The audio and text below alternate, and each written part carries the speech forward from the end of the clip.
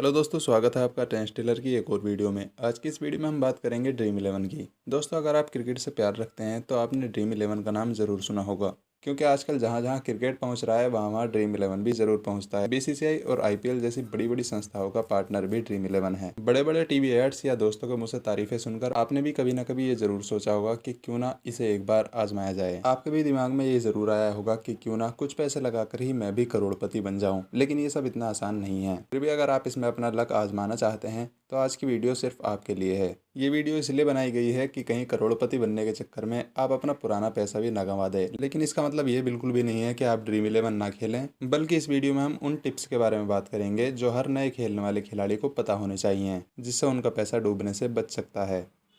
Video शुरू करने से पहले मैं आपको ये बता दूं कि इस वीडियो में जहां जहां ड्रीम इलेवन शब्द का प्रयोग हुआ है उसका मतलब अगर आप जानते हैं तो फैंटेसी स्पोर्ट्स प्लेटफॉर्म ही समझें। तो ये वीडियो सिर्फ पार्टिकुलर ड्रीम इलेवन के लिए नहीं है, बाकी जितने भी फैंटेसी प्लेटफॉर्म है, my team eleven, my eleven circle, बल्लेबाजी वगैरह, उन सब के लिए भी अप्लाई होती है। तो चलिए शुरू करते हैं। पहली बात, टीम बनाते टाइम ध्यान रखिए कि आपको वर्ल्ड कप नहीं जीतना है, आपको सिर्फ एक गेम जीतना है जो पॉइंट्स से जीता जाता है। तो इसलिए टीम के संतुलन पर बिल्कुल भी ध्यान मत दीजिए। जरूरी नहीं कि आप सिर्फ एक ही विकेट कीपर लें, सिर्फ दो ही ऑलराउंडर्स लें और पांच पांच बल्लेबाज या पांच पांच गेंदबाज भर लें। आपको सिर्फ उन खिलाड़ियों पर ध्यान देना है जो पॉइंट्स दे सकते हैं। आपको ड्रीम इलेवन अगर 4 विकेट कीपर चुनने का चांस दे रहा है और अगर आपको लगता है कि इस मैच में बाकी बल्लेबाजों से अच्छा तो विकेट कीपर बल्लेबाजी कर सकते हैं, तो आप 4 ही विकेट कीपर चुनिए।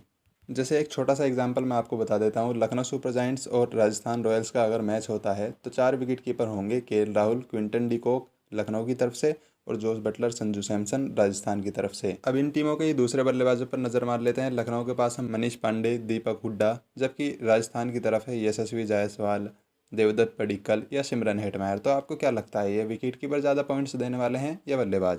निश्चित रूप से विकेट कीपर बेहतर हैं, तो आप केवल 2 बल्लेबाज रखिए और ऐसी स्थिति में 4 विकेट कीपर रखिए। ये बात सिर्फ विकेट कीपर पर लागू नहीं होती, आप ऑलराउंडर्स भी बढ़ा सकते हैं इसी हिसाब से, बॉलर्स भी बढ़ा सकते हैं, बैट्समैन भी बढ़ा सकते हैं, कुछ भी बढ़ा सकते हैं। कहने का मतलब सिर्फ ये है कि आपको टीम का संतुलन नहीं देखना है, आपको सिर्फ पॉइंट्स देखने हैं।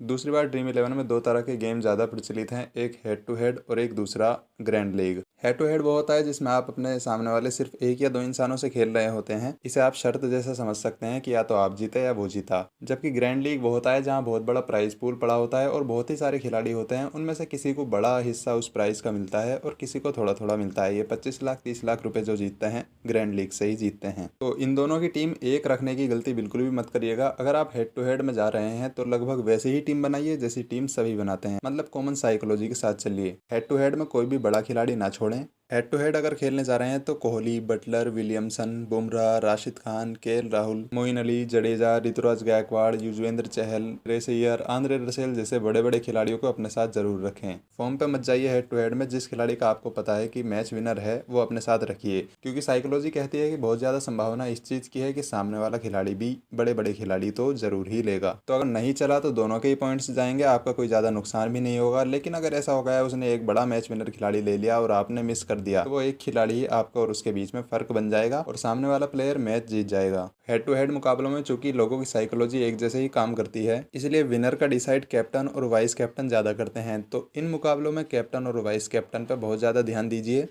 इस मामले में भी चूक बिल्कुल भी ना करिएगा।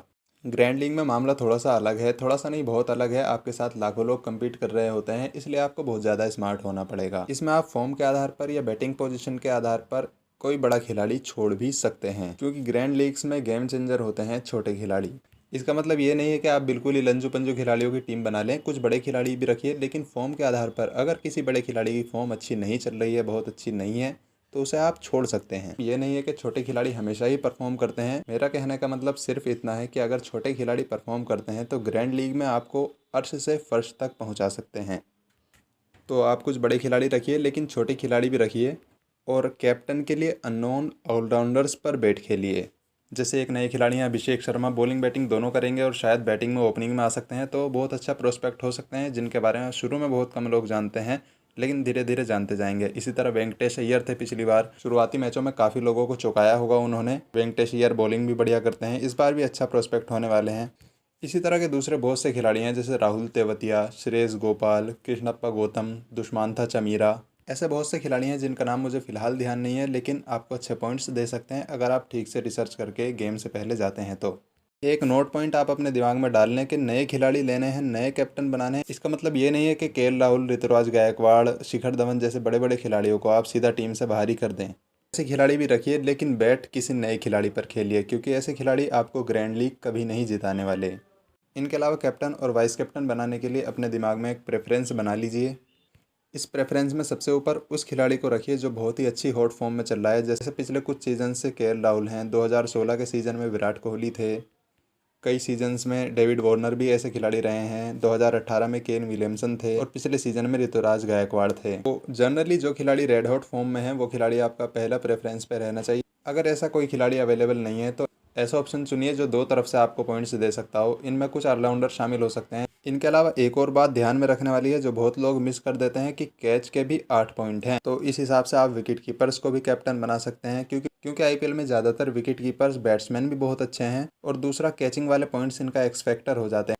और बाकी सब चीज़ें तो मैच पर निर्भर करती हैं, वो तो मैच की स्थिति, पिच की परिस्थिति के हिसाब से ही टीम बनाई जाती है। उसके लिए आपको हर मैच से पहले हम अलग अलग टिप्स देते रहेंगे, इसलिए ट्रेंड्स टेलर के साथ जुड़े रहिएगा। एक और बात जो टीम बनाते समय ध्यान रखने वाली है वो ये है कि अपने इमोशंस पर कंट्रोल रखिए। चाहे कोई खिलाड़ी पास्ट में कितना भी अच्छा रहा हो, पहले आपका कितना भी बड़ा फेवरेट रहा हो, अगर वो खिलाड़ी पॉइंट नहीं दे रहा है, नहीं देने की संभावना है, तो उस खिलाड़ी को मत लीजिए। आपके अपनी टीम में लेने या ना लेने से उस खिलाड़ी का भविष्य तय होने वाला बिल्कुल भी नहीं है। उस खिलाड़ी का भविष्य उसकी परफॉर्मेंस तय करेगी और आपका भविष्य आपकी टीम की परफॉर्मेंस। जैसे आप छोटा सा एग्जांपल देख सकते हैं, एमएस धोनी लाखों करोड़ों लोगों के फैन फेवरेट खिलाड़ी हैं, लेकिन क्रिकेट से काफी दूर रहते हैं आजकल, बहुत ज्यादा अच्छी फॉर्म में नहीं है, इसलिए पॉइंट्स देने की संभावना उनकी बहुत कम है। ऊपर से ज्यादातर मैचों में चेन्नई का टॉप ऑर्डर अच्छा है तो उनकी बैटिंग भी नहीं आती, तो उससे तो और भी चांसेस कम हो जाते हैं कि एमएस धोनी पॉइंट्स दें। धोनी धोनी ही रहने वाले हैं, आपके अपनी टीम में न लेने से वो कोई रोड पर नहीं आ जाने वाले। वो निश्चित रूप से महान खिलाड़ी और कप्तान थे और हमेशा रहेंगे, इसमें कोई शक नहीं है, लेकिन आप अपनी टीम को इस बात पर रिस्क में मत डालिए। सिर्फ धोनी ही नहीं, दूसरे ऐसे कई बड़े खिलाड़ी हो सकते। तो ये कुछ बड़े खिलाड़ी ऐसे होते हैं जिनसे लोगों का काफ़ी मेंटली अटैचमेंट हो जाता है, लेकिन टीम बनाते समय आप अपने इमोशंस को साइड में रख दीजिए।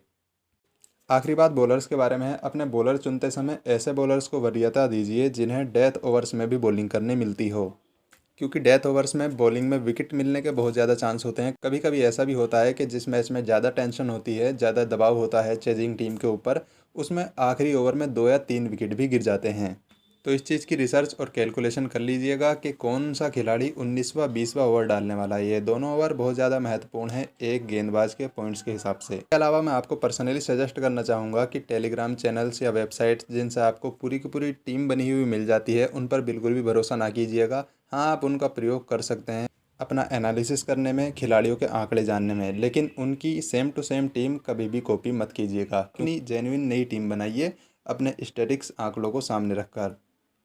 अब एक आखिरी बात जो सबसे ज़्यादा महत्वपूर्ण है, फैंटेसी क्रिकेट गेम या दूसरा कोई भी बैटिंग गेम केवल तभी खेलिए जब आपके पास एक्स्ट्रा पैसा हो। सिर्फ उस पैसे के साथ खेलिए जो अगर डूब भी जाता है तो आपको बहुत ज़्यादा दुख नहीं होगा, क्योंकि इन सारी चीज़ों में आंकड़ेबाजी और इंटेलिजेंस के साथ एक बहुत बड़ा फैक्टर जो होता है वो होता है लक का। लेकिन अगर आप ट्राई करना चाहते हैं तो नीचे डिस्क्रिप्शन में ऐप की लिंक दी हुई है, वहाँ से ऐप डाउनलोड कीजिए। इसके बाद जब आप रजिस्टर करेंगे तो एक रेफरल कोड डालने का ऑप्शन आएगा, वहाँ पर डालिए LDGBSC1DE।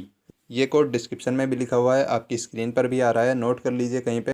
इससे आपको फ़ायदा ये मिलेगा कि आपको 200 रुपये तक का डिस्काउंट मिल सकता है गेम्स पर। जो आप पहला गेम खेलेंगे उसमें आपको 75% का डिस्काउंट मिलेगा, जिसमें सिर्फ आपको 25% फ़ीस जमा करनी होगी। तो आज की वीडियो यहीं ख़त्म करते हैं, जल्द ही मिलते हैं अगली वीडियो में।